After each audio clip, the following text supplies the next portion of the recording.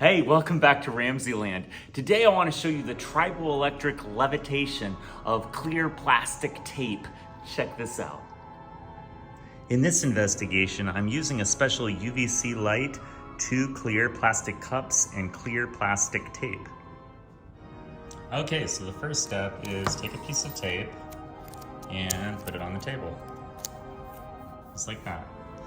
And then take a second piece of tape, put it directly over it, but hold one end up with your finger, and then rub your finger over the tape, and the friction will draw electrons from the bottom of the tape to the top.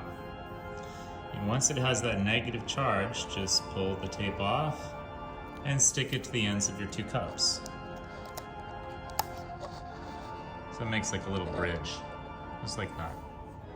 Now you're ready to take another strip of tape, put it right over the strip that's on the table, just like the last time. Hold the end up and rub it with your finger.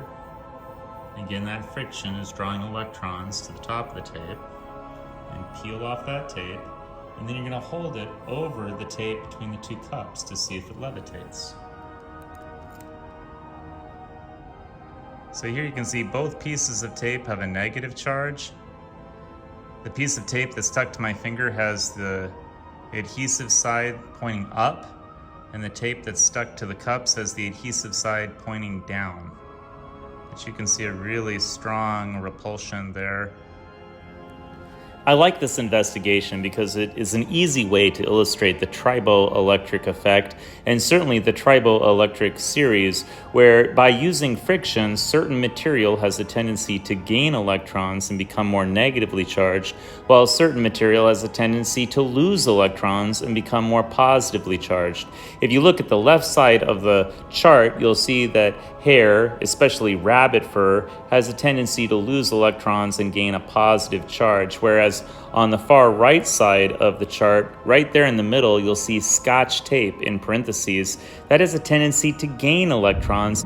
So I'm also wondering if this experiment can illustrate Einstein's photoelectric effect, in that while the tape is levitated, while it's repelling the tape between the 2 cups, could I turn on this UVC light, and would the photons from this light have a short enough wavelength to behave as a particle that can knock the electrons off the tape, thereby neutralizing its repulsive force? Remember, light can travel as both a wave and as a particle, but if the wavelength is short enough and it behaves as a particle, can those photons actually knock the electrons off the tape that's levitating so it's neutralized and it no longer floats?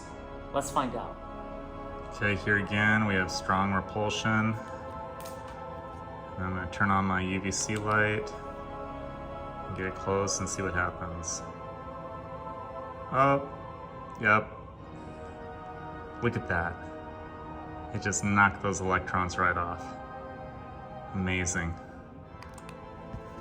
A great way to illustrate the photoelectric effect is just by rubbing a balloon on some rabbit fur. The fur loses electrons. The balloon that's made out of latex gains those electrons. And once it has a strong negative charge, you can transfer that to the top of my electroscope, and you can see the needle move as I deposit those electrons onto the electroscope. Now, when the needle is over to the side, I'm going to wait till it balances out. We'll turn on our UVC light and we'll see if we can get that needle to go back to the center. So here we go. See if those photons can knock those electrons off. And get it close to the top. And the needle goes back to the center, just like that. I hope you enjoyed today's edition of RamZland, and I'll see you next time. If you enjoyed this presentation, be sure to remember to like and subscribe.